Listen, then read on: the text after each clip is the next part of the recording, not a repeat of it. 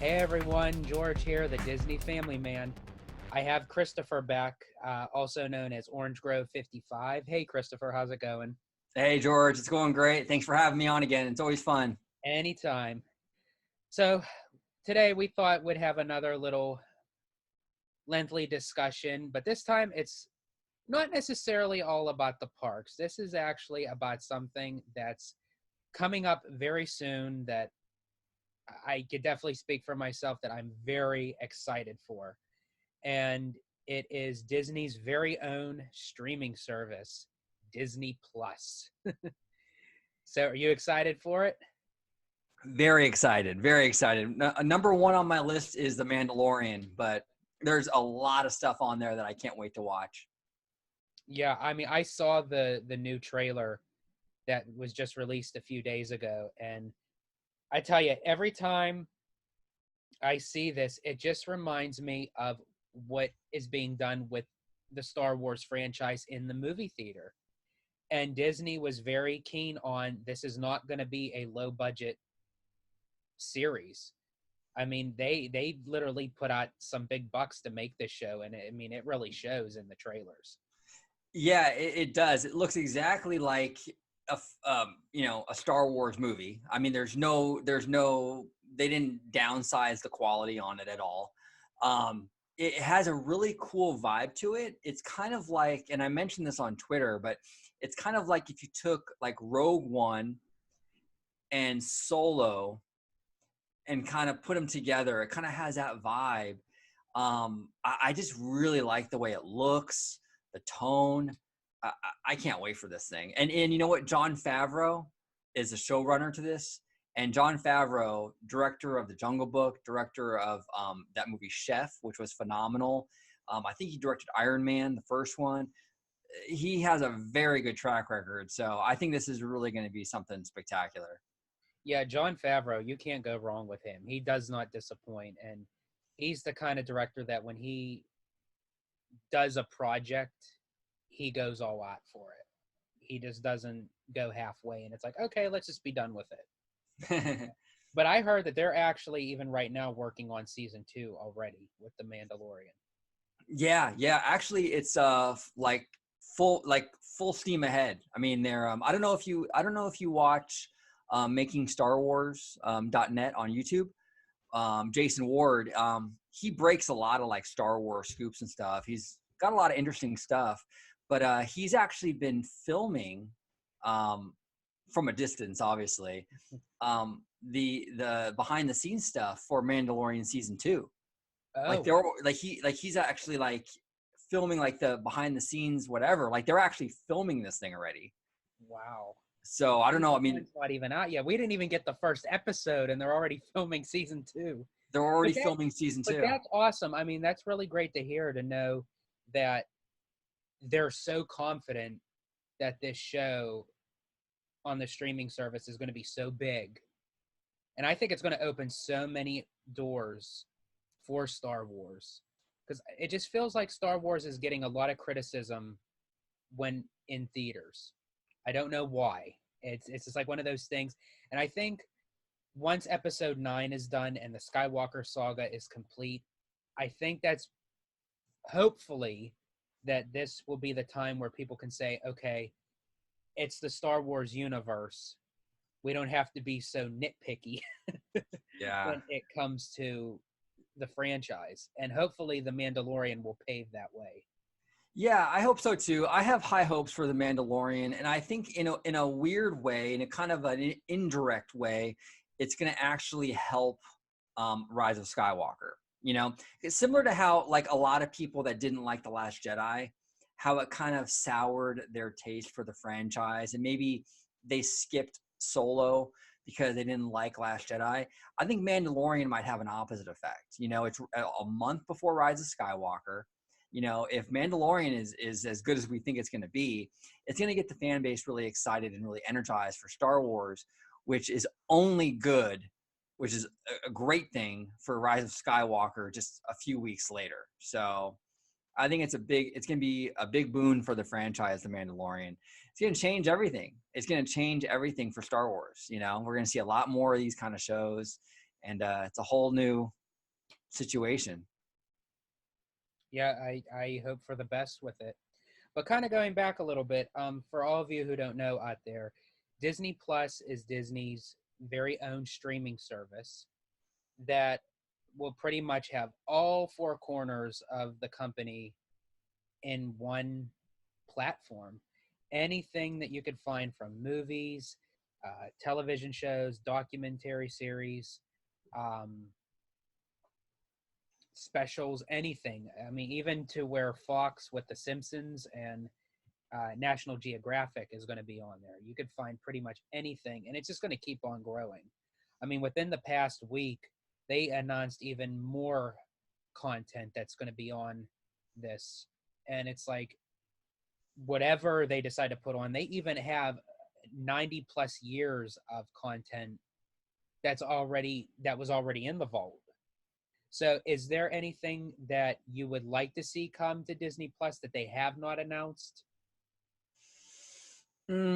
Yeah, there is actually. I mean, I would like to see, and I know this is kind of it, kind of a taboo thing, but I'm really against erasing certain films, certain scenes because of the era they came out in. Like, perfect example, Song of the South, right?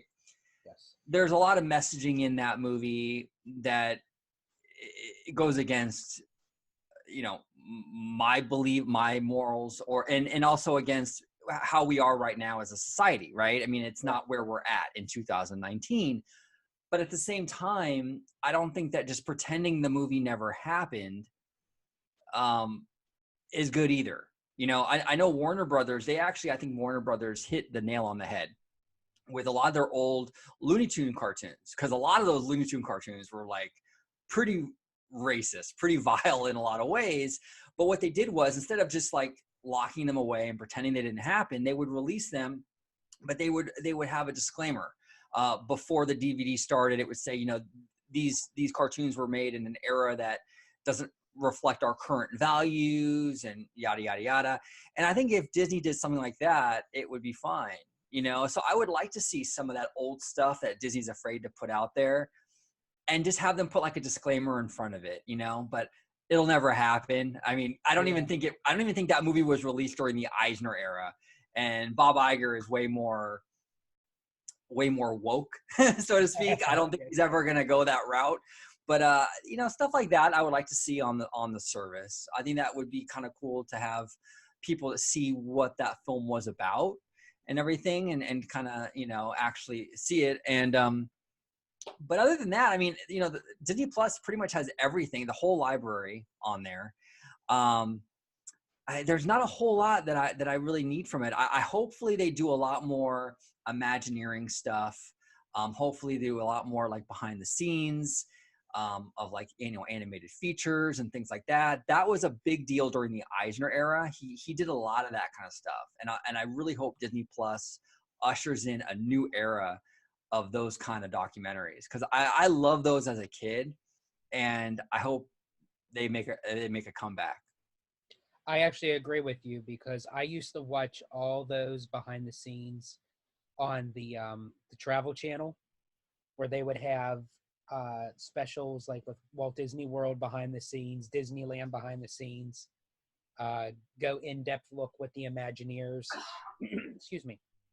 But kind of going off what you said, I'm one that, yes, I'm a big believer in, you know, everyone created equal. Everyone has the same amount of rights and everything. But going off what you said, during that time of when the movie was made, is let's not forget that if you really look at it, if you completely erase it altogether, you're erasing, and forgive me, but I love the song Zippity Doodah. I mean, it won the Academy Award for Best Song. You're erasing the characters of Brer Rabbit, Brer Fox, Brer Bear, and even just the notion of Uncle Remus, because I mean, he was a really genuine good person. And then Right. James Baskett, who did a remarkable job at playing him, won a special honorary Oscar. And So yeah, I definitely agree with you.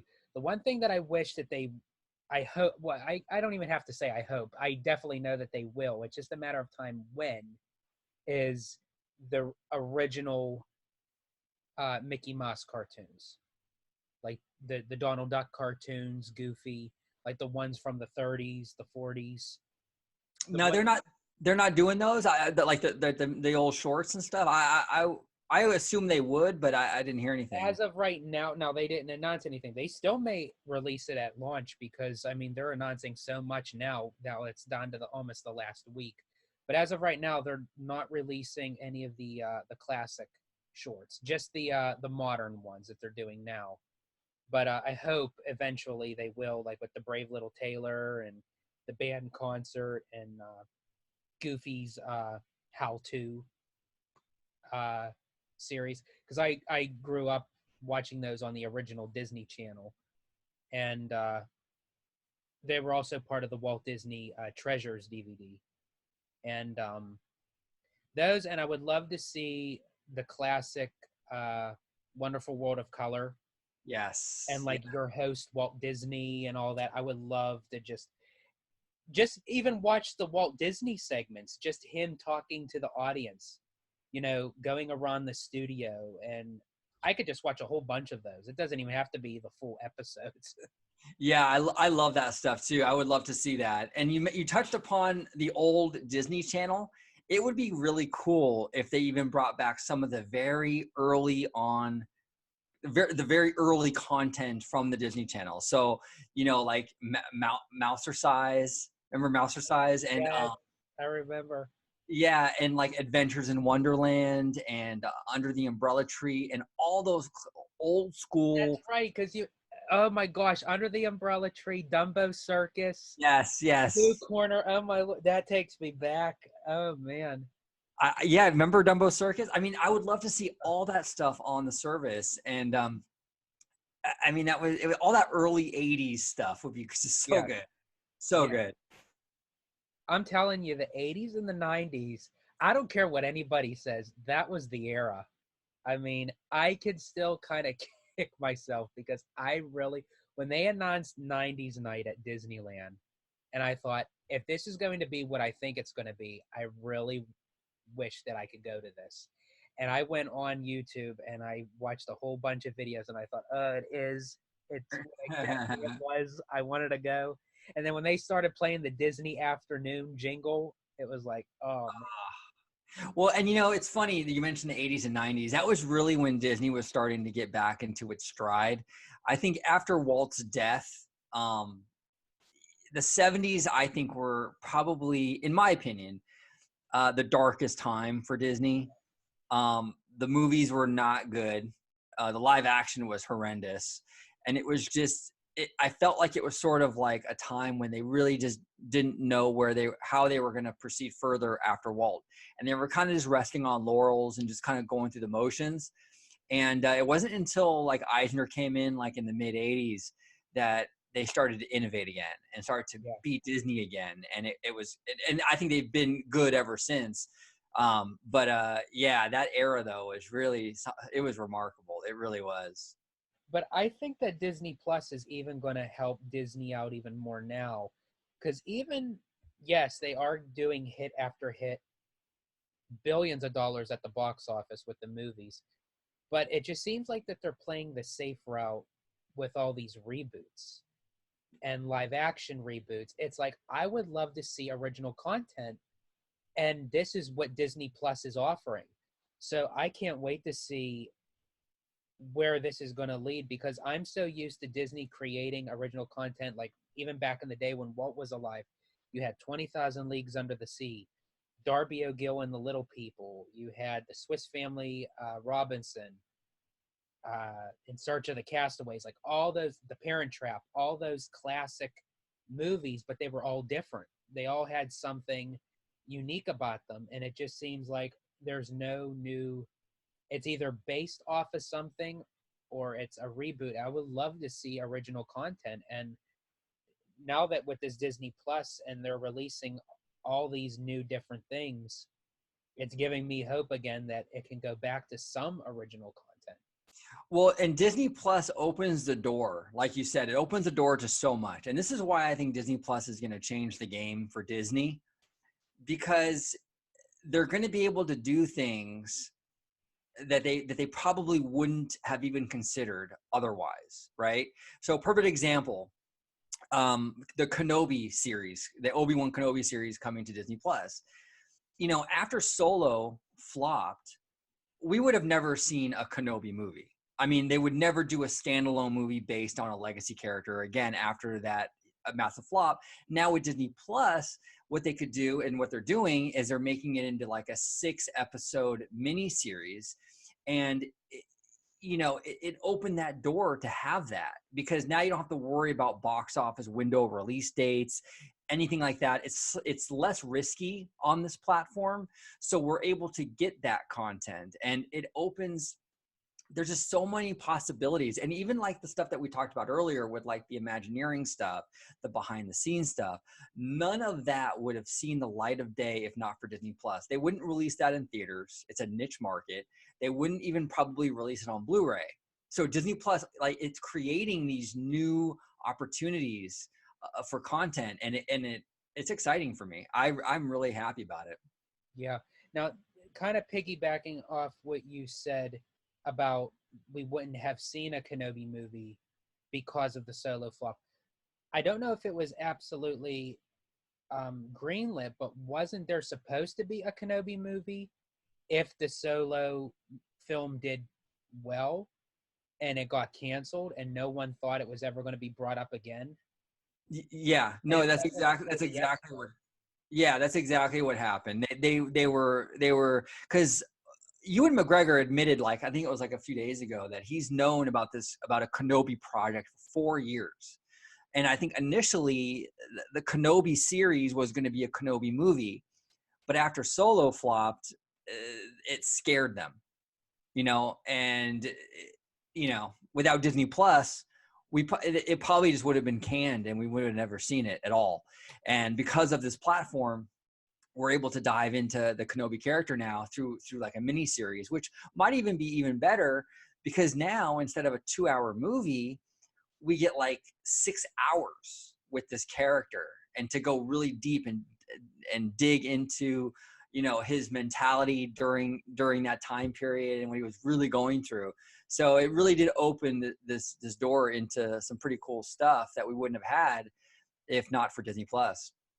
Yeah, you actually beat me to the punch, because I was going to say I would actually prefer to have it as a miniseries than a film, because, as I said, as great as all films are, but I think that with a miniseries or just a series in general, you can get more out of it, because if you just have one movie that's 2 hours, or you can't even fit in a whole movie for 6 hours without people getting bored. And I wonder if that was also the same route that they decided to take with Marvel, because I wonder if they fear, after Endgame. I mean, they still have a whole nother slate of movies coming out, but I wonder if their fear is, when is enough, that people are going to say, okay, this is starting to get old. So it's sort of like Disney's learning of saying, okay, is Marvel going to shadow of Star Wars with the fan base? Yeah. I mean, it's the Marvel thing is interesting because they're pumping out 3 or 4 movies a year, and then they're going to have on top of that, several series, a lot of series. I mean, we got Falcon and Winter Soldier, She-Hulk. I don't know. There's so many I can't remember off the top of my head even, but there were like 6 or 7 they announced at D23. Yeah, There was a whole. I didn't even think of that they were even going to do. Hawkeye is going to get his own series eventually. What was he at the WandaVision? Yeah. Yeah, there was just so many. The one my son's looking forward to is the Marvel What If. Oh yeah. Yeah, he looks really can't cool wait for that one. I mean, even though it's going to be animated, but the cast reprise their roles, and it's more so of, well, what if this happened instead of this? Like, how would have altered the Marvel universe? And when he found that out and he knew what it was going to be about, he couldn't wait for that one. Yeah, that's a really cool concept. Yeah. I really like that. Yeah, I mean, Marvel, I mean, this Disney Plus thing has opened so many doors for Star Wars, for Marvel, even for animation studios like Disney and Pixar. That now they can create animated shorts and release them directly onto Disney Plus. It doesn't have to be connected to a movie or anything like that. They can do these experimental short films and put them on Disney Plus. It's limitless. It's totally limitless. It's going to completely change this company forever, I think. Yeah, and they actually just announced, I don't even know if it was a few days, it may have been, I don't know if it was yesterday or the day before, that they had mentioned new Pixar shorts that are going directly to the Disney Plus on the launch day. And it was one that I forget what it was. I was just reading the article, and they were saying about I forget the name of it, but it's the very first animated short of all a complete Filipino character cast, and I thought that Wow, was very interesting. that is interesting. That is, yeah. See, I mean, it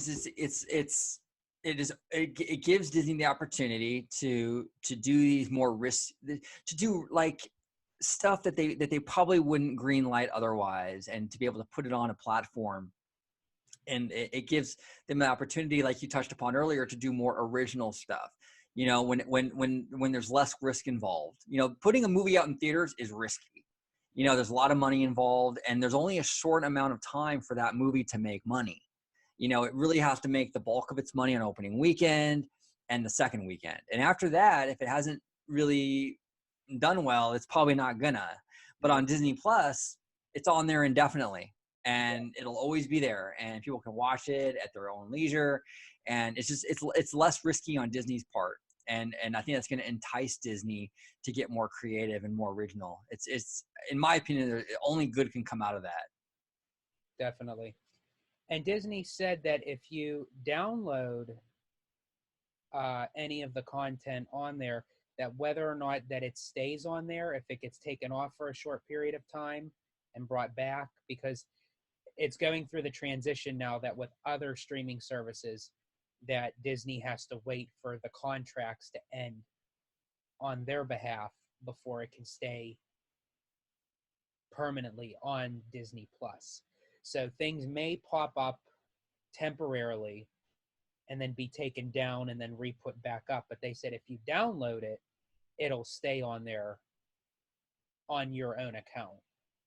Oh, Whether or cool. not it gets taken off or not. So that's a piece of information for anybody that wants to know. But I am curious to know, like, as far as like with Marvel goes, not all of the films are going to be released on launch day because of the other streaming services that have the Marvel. So I'm curious to know how long that process will take. Yeah, I'm not really sure. I don't really know that the time frames of all those contracts and stuff, but the Marvel stuff, I mean, it's Marvel is sort of like, ever since Disney bought Marvel, it's been kind of a complicated mess of many contracts. Yeah. Whether it be Universal and their contract with Marvel, and Fox has a contract, or Fox had a contract with Marvel, and Sony. And Marvel just kind of, before Disney bought them, sort of like signed deals with everybody, And I think Disney is slowly trying to untie that knot. Yes. But it's gonna take a while. But eventually everything will be on there. Eventually everything will be on Disney Plus, I think, and it'll be fine. But I mean, even Star Wars had issues up until they bought Fox, because I think they didn't own the rights to A New Hope. I think that was still like Fox's thing. That was still Fox, yeah.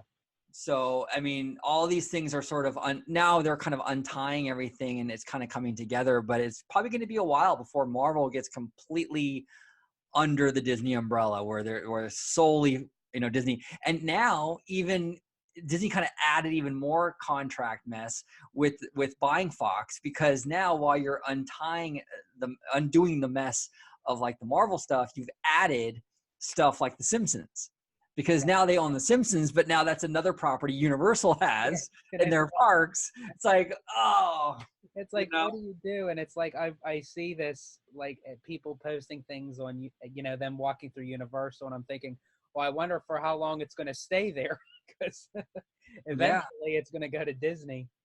Well, and Disney at D23, Disney released, they showed the Simpsons costumes, the Disney versions of the Simpsons costumes, and they looked good. I didn't really notice much difference between the Disney version and the Universal version, but they look cool. But I wonder if that indicates that they want to use the Simpsons. When did they release that? I didn't get to see those. That was at D23 Expo. I'm sure the pictures are still online, but they had the like Homer, Marge, and Bart, I believe. Okay. The Disney versions, the Disney costumes, the walk around characters that Disney created, not the Universal ones. Oh, okay. And they're slightly different, but they look very similar to the ones you see at Universal. But that kind of indicates to me that Disney does plan to some degree to have the Simpsons in the parks, right? And that's what I'm thinking. And for me, that if they're going to put them into the parks, the only park that I could actually think that it would remotely fit in would be Hollywood Studios. Yeah. As far as for Disney World, like I could literally see them making a mini Springfield land, sort of like how they did at Universal. Because as I said, I think eventually Springfield at Universal is going to go. I really do. I don't really think that they have the type of rights to The Simpsons as much as they do with Marvel. I mean, they do have some rights, but I think that one will be a little bit more of an easier opt out, so to speak, on Universal's part for Disney to then put it in. But I do. I think if they were to do something at Walt Disney World, it would be at Hollywood Studios. And if figuring out, the land, where to put it, if it was to go at Disneyland, it would probably go somewhere in DCA. Maybe if they like took the back lot of Hollywoodland, maybe, and did like where they had those the food trucks and everything, and where Monsters Inc. Mike and Sully to the Rescue, they could turn that into like a little mini Springfield, or do something. Yeah, definitely. No, I think you're right. I think Hollywood Studios would be the first spot where they would put it. Like you said, maybe Hollywood Land at DCA. In terms of the Marvel and the Universal contract, I think Universal is probably gonna milk it for as long as they can. But from what I understand, their hands are really tied in terms of like what they can do. I think they can basically only beautify and renovate what they currently have. They can't add any of the new Marvel stuff in there. They're really limited into just what they currently have on that island. So I would imagine it would be in Universal's best interest eventually to give Disney back the rights to that, and Universal putting a property in there that they have more freedom with. Because I mean, even now, the Marvel, the version of these characters that's represented at Universal are so outdated. Oh, they are. It's so, as much as I love the 80s and the 90s, I mean, it looks like straight from the comic book, which is nothing wrong with it. But I mean, kids today, they go and look and they say, oh, that doesn't look like the X-Men that I know. Yeah, and that's going to even change even more now that the MCU, that the X-Men are now part of the MCU. So I think it's in Universal's best interest eventually to put a property in there that, is that they have more freedom with. And Comcast is buying up new stuff all the time. They just bought up DreamWorks Animation. They have, they're building their library of content. And I think that they'll find something else to put in there. Well, that's the other thing too that they just announced for Disney Plus. They are actually right now in the process of developing um, a mini series on both Rio and Ice Age for Wow. Disney Plus, and Disney actually confirmed that. That's incredible. And there are a lot of rumors that when Disney bought Fox that they were going to maybe get rid of Blue Sky Studio. I guess that's not the case. I guess they're going full on. I guess they're gonna keep because I mean there was that long-term rumor that if Epcot was to get the Brazil pavilion, that from the purchase of Fox, that something of Rio would go in, and and when I think of that, I think, oh, that's crazy. That's not going to fit in there, But Disney bought the property, and now that they're actually incorporating that into Disney Plus, if they're really trying to revive those characters, that story, and it goes well, and people really take to it, then I can foresee them putting them in the parks.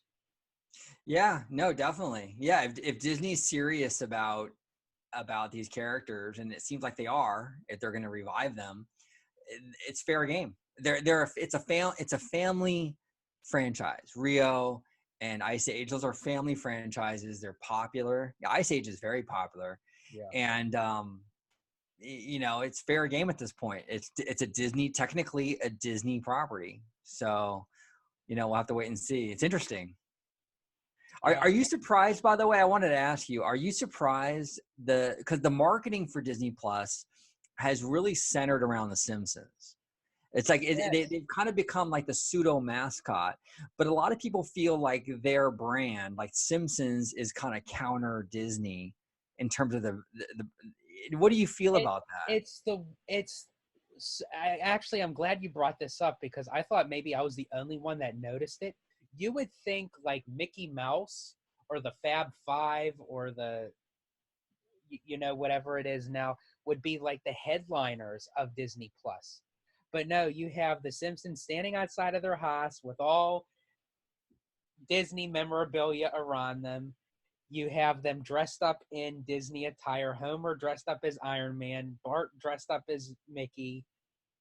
And then I even think I saw something posted on Facebook of a billboard of Bart Simpson looking like he's spray painting something on the logo of Disney Plus. And I thought the Simpsons are actually the headliners of Disney Plus. And because I actually went to the panel at the expo for the Simpsons. And I was excited yet skeptical at the same time because I love The Simpsons. Yeah, so do I. They're fun. I always differentiated them differently from Disney. I have my love of Disney and I have my love of The Simpsons. I never thought in a million years. And when I watched that episode, oh God, over a decade ago, when it said that Disney was going to own Fox, I thought, that's funny. That's hilarious. That's never going to happen. Right. Yet here we are. Well, yeah, it's weird. And it's like, Simpsons are a family show. They're kind of like the animated I Love Lucy in a way. Like they're kind of like, they're such a television icon. So I understand why Disney wanted that franchise and everything. It's just the only thing that kind of, it's not so much. Yeah, it's just weird. I just feel like because the Simpsons are so closely associated with the Fox network. Yeah. It's just hard to wrap my brain around them being a Disney property. Like I never had that problem with Marvel or Star Wars for some reason. Like Star Wars especially, it's a space fairy tale. Well, and I think too with Star Wars, before Disney bought the rights to Lucasfilm and started making their own versions of how they see Star Wars. Star Wars was already incorporated with Disney for many years. You had Star Wars of like Star Tours, you had the Star Wars weekends. So they were slowly progressing Star Wars until Disney said, you know what, we were partnered with this franchise for how long? Let's buy the rights. You know, with The Simpsons, it it Yeah. would like. I mean, I knew when they bought Fox, I didn't even really think of The Simpsons. Like, I did. I knew that The Simpsons was affiliated with Fox, but when you think of Disney buying Fox, you think, okay, you're thinking of the movies and everything, and then when they said The Simpsons, and I'm thinking, oh, good gracious, that's right. Yeah, it's really weird, and I think eventually we're all going to get used to it. It's going to feel normal. Like in 5, 10 years, 20 years from now, it's going to be a Disney brand, and people are not even going to think twice about it. But it's probably one of the harder properties for me to wrap my head around. Like even Marvel, a lot of people had problems with Marvel being Disney, and I never really did because the superhero thing is sort of the yin and yang of the princess thing, right? Yeah. It's kind of like, I don't know. It kind of all feels like it's part of that, superheroes, princesses, and pirates. It's kind of all that same Yeah. kind of, energy, right? Yeah. But like Simpsons is it's just odd to me. It just feels so weird to me. Well, and that's the one thing that I hope Disney allows The Simpsons to stay of what made them so popular. You know, just because now they own it, I hope that they don't, add that special pixie dust over them and they make them, all, you know, I can't even think of a word for it, but like cookie cutter type family. Leave them the slapstick, sarcastic type of family that they are. Let them. Yeah, let them go to town. And I would even say, Disney should let, the Simpsons, creators or whoever is producing these episodes to even go full force, mocking Disney and doing that kind of stuff. Yeah. Let them be their own unique thing and let them do what they do. Yeah, don't try to change them. Don't try to pigeonhole them into like being more. I mean, they're family friendly, but don't water them down. Don't water them down. Now, Family Guy is a lost cause. Family Guy. That's There's no saving that. That was gone way before Disney probably didn't even attempt that. And they probably said, "Forget it. Let's stick with The Simpsons." Yeah, Family Guy is definitely going to stay on Hulu. It's not going anywhere. And I'm actually, to be quite honest with you, in terms of the shows themselves between Simpsons and Family Guy, I'm much more of a Family Guy person. I think it's hilarious, like really, really funny. Yes. I'm more of a fan of Family Guy, but I can definitely understand why Disney picked The Simpsons over them. That's all I would need to have is Family Guy connected with Disney, because my wife drives me nuts with the scene with Stewie with Lois, and he's trying to get her attention. He goes, "Ma, mama, mommy, mom," and she literally does it. It's like she'll just like keep on saying it, and it's like, haven't you had enough already? It's so funny. It really is. But yeah, well, and I mean, the future of that show, I mean, I don't know. It's been going on, I think, since 99 or 2000. I think it's 99. But the thing with Family Guy is they had like an on again, off again. Like it was never a straight run where it ran for 4 years and then it stopped and then it got picked up again. So it makes me wonder, with the on and off again relationship that it did have, like with the studio and everything, I wonder if anything comes done, if another studio would pick them up. Yeah, maybe. I mean, they're really like, they were like the one reason, or one of the big reasons why I had a Netflix account, because I loved Family Guy. They're like my go-to. I would click on a Family Guy episode and just kind of, but then then Netflix got rid of Family Guy, and then they got rid of all the Marvel stuff, and then I had like no reason to even stay with Netflix anymore. Yeah, like, why am I even here? Yeah, I did. I canceled my Netflix account. It was. I thought there's no point. But I actually just thought that give The Simpsons over to Disney. They have that, Universal has that whole section. If they take The Simpsons out, put in Family Guy. Yeah, I mean, Family Guy, Universal's a lot more edgy than Disney, and they can get away with something like that, I think, a lot more. One thing I do want to touch upon, and this is actually Disney Plus related because it's their direct competition. But yesterday or the day before, Apple TV Plus came out, right? Mm-hmm. And and I don't know a whole lot about it, so I might be wrong on this, but like I feel like their Apple Plus is going to have a really hard time surviving in this landscape because okay, when Netflix started, they were kind of like the only thing in town doing the streaming game, really, basically. And so all these other studios like Warner Brothers and Disney, Fox, whoever, they went to Netflix to show their content, right?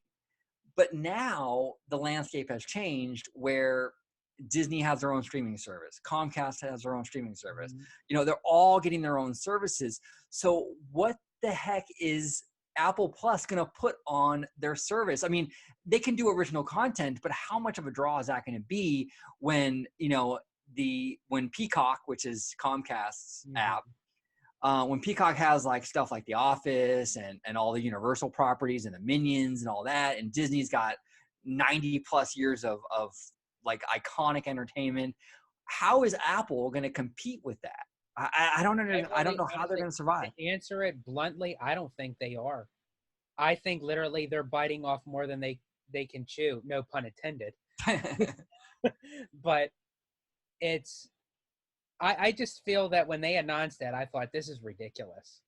There is no way, especially with everything. I mean, Disney put in, and I mean, they are marketing this platform like nobody's business. Yeah. And it's like, and then here comes Apple Plus. Yeah. And they already announced that they did a poll. They already have over 1 million pre-subscribers to Disney Plus. Oh, to Disney Plus. Yeah. Oh, okay. They already. Oh yeah. You kind of gave me that. I thought it was Apple Plus. Wow. Yeah. They already have over 1 million pre-subscribers. So, I mean, if Apple does pull this off, they have to be the little platform that could, because I don't even know, as you said, I don't know what they would put on there. Yeah, I mean, Disney's not going to put any of their stuff on there because, they have their own platform. And now Bob Iger isn't even on the Apple board anymore because of conflict of interest. Mm-hmm. So they don't have that connection anymore, really, with Disney. Like Comcast and all these other companies are not. Why would you put your stuff on their platform when you have your own? It just seems kind of odd. I just don't know how they're going to survive. Apple, I think, would have been smarter to make a play for Netflix and go after an established brand like Netflix. Yeah. Take that over and then kind of transform that whole thing, because starting fresh and you're not a movie studio you have no content. If Apple Plus did this like 5 years ago, they'd be fine. But it's a different world now, Yeah, it really is. And and even Netflix at the moment is in danger with Disney Plus. So, I mean, if Netflix, the one streaming service that actually started this whole line of platforms of streaming online, if Netflix is in trouble, Apple, I don't know how they're going to do it. I think the only way Apple Plus really survives is if they tie it in somehow with like the phone. Like, for example, when you upgrade, you get a free 1-year subscription to Apple Plus. If you get a new iPhone, it comes with it with one free subscription or whatever. I think linking it with the phone that they sell or the iPad or the Mac, then maybe they can survive, but people still have to watch the stuff too. And if you don't have anything on there, I don't know. And Apple's a smart company. I'm sure they're going to figure it out. It just feels to me like a really uphill battle. I think, in my opinion, I think Apple's kind of taking the back seat on this right now, since it's so close to launch date for Disney Plus. And I think they really want to see how well it does. And then they can start announcing what they have in mind. Yeah. Even like right now, like with our phones, we have Verizon. And Verizon right now is having a deal that you can get a year's free of Disney Plus. So I already purchased the 3-year commitment at the expo, but I spoke to a representative at Verizon and they said that doesn't matter. You could still add on that free year if you have the right Verizon phone. And she asked me, "Do you have all unlimited?" I said, "Yeah, that's part of our plan." And she processed it through and she said, "Yeah, you definitely qualify for that year." So now we are getting 4 years Wow. of Disney Plus for the price of two. Yeah, yeah. I mean, it's incredible. Disney's playing it smart because what they're doing is they're making it super affordable. It's only $6.99 a month. They're giving a lot of deals. They're doing this Verizon thing. They're getting everyone hooked. And then what they'll do, like with the annual passes, like 3 or 4 years down the line, they'll jack the prices up way high. And now that everyone's hooked on it, no one wants to let go of it, and they're going to be forced to pay it. Yeah, because I mean, by that time they'll be probably in the fourth season of The Mandalorian, and it's like, oh, I can't give this up. I got to know where it's going here. Yeah, Bob Iger. A lot of people give him, crap about stuff, but the guy is a brilliant businessman. He really is. I always say to anyone who becomes the CEO of, I'm not even just going to say Disney, I'm going to say of any company, they have to do their part within their time frame as CEO. And then eventually they'll move on, you get somebody else, and then that person will do their part if done well for the company. Yeah, no, exactly. Yeah, and he's really changed. He's really he's built Disney up, even from how Eisner left it. Because Eisner, I mean, you want to talk about Disney legends or whatever. I think Eisner definitely deserves a Disney Legend Award for what he did with Frank Wells and Jeffrey Katzenberg in the mid '80s. He literally saved the company. The company was going to break up into different, I forget the term, but in different sections and just be sold off to different other companies.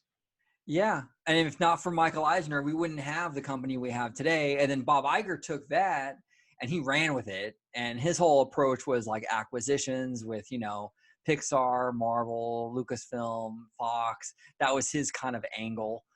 And he's built upon what Eisner started. And now who knows what the next guy will do or next gal, whoever it is, Yeah. will do, But I think though, and this is kind of still on topic, I think it's going to be Kevin Mayer. He's kind of in charge of the Disney Plus is kind of his baby. Mm-hmm.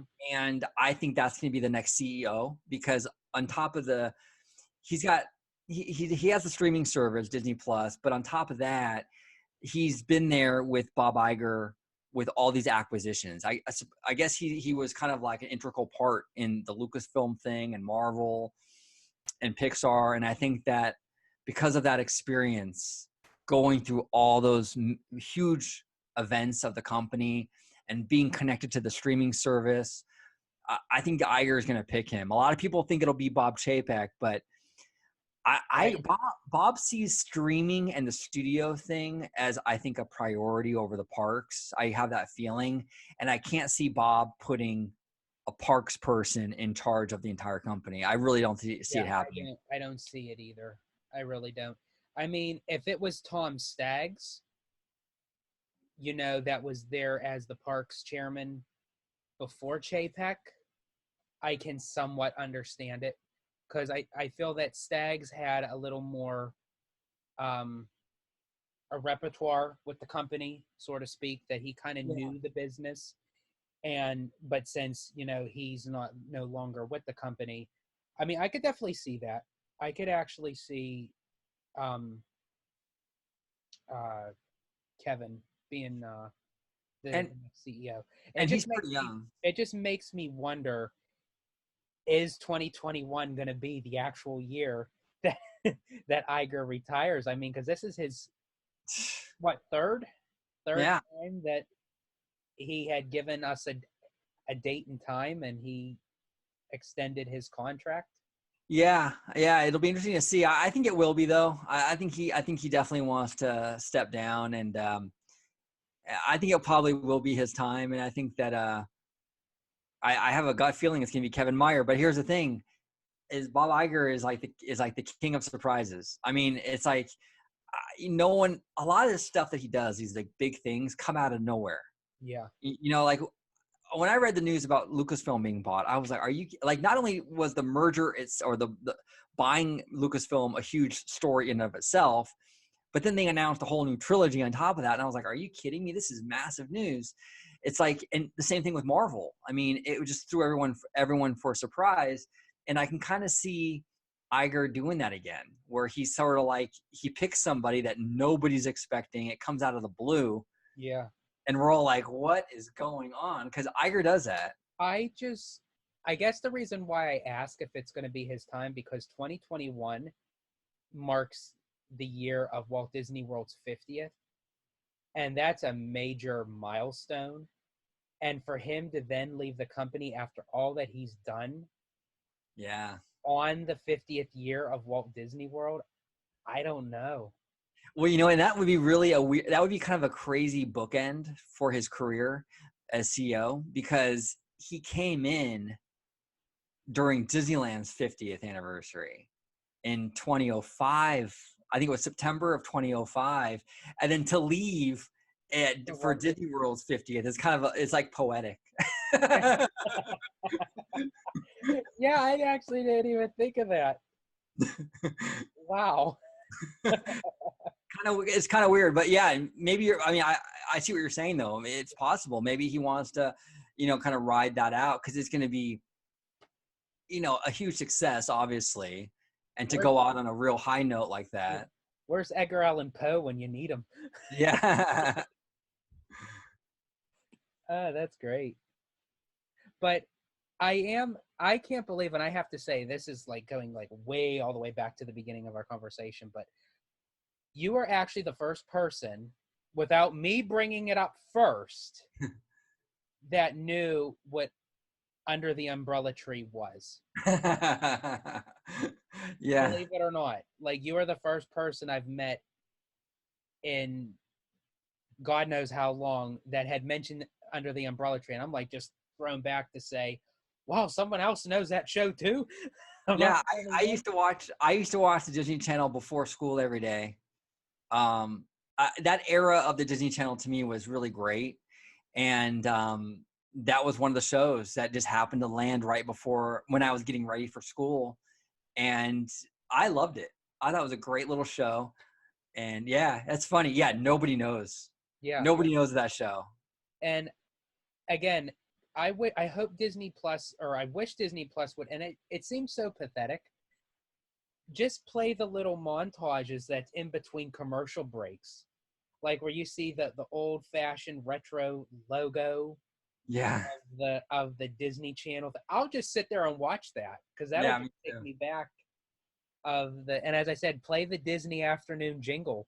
You know, Yeah. just I mean, and I am glad that all the classic, Darkwing Duck, Goof Troops, Gummy Bears. I'm glad they're all going to be on the streaming service.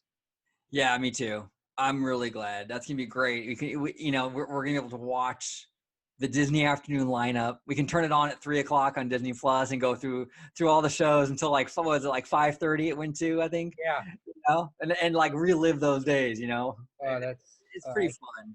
it. Those are great. Those are great shows. And the other thing that I'm surprised. Well, I'm not really surprised because Disney surprises me and could do anything. That they're actually adding the Little Mermaid and the Hercules series that used to be on. Oh, really? Yeah, they're going to be on there. I did not know that. That's interesting. Yeah. You know that those series is kind of funny. Those series were kind of like what the live action remakes are now. Every time Disney had a hit animated movie, they got a TV series. show. You know, it was just all of them. I mean, Hercules, Mermaid, Aladdin. Aladdin was one of the big ones. Aladdin, yeah. Aladdin went on for a couple years. Yeah, and I think if I'm not mistaken, didn't Emperor's New Groove get a show or Oh, no? yes, it did. Emperor's New School. Yeah. That's actually going to be on there too. I forgot about that one. So it's just funny how all these, it was kind of like the live action remakes of that day. Every movie had a TV show. 101 Dalmatians had one. They Yeah. all had one. Now they are adding 101 Dalmatians onto it, but it's not the 90s one. Oh, okay. Grew up one. It's a newer one. I think it's called Dalmatian Street. Oh, okay. I think that's what it's called. So we'll see. Yeah. But was there anything else that you would like to touch upon Disney Plus? No, we covered a vast array I mean, so many different topics, in relation to Disney Plus. It was a great conversation. Yeah, it really was. And everyone out there listening and watching, please comment below on what you think. Are you getting Disney Plus? Are you thinking about getting Disney Plus? It's not your cup of tea. What you're excited for, what you're not excited for. We want to hear from you. Get into the debate. And Christopher and I are always on Twitter. We state our piece, and we get the conversations rolling. But please like, subscribe, comment below, hit the notification bell, and remember, it's never a good day unless it's a Disney day. Bye, everyone.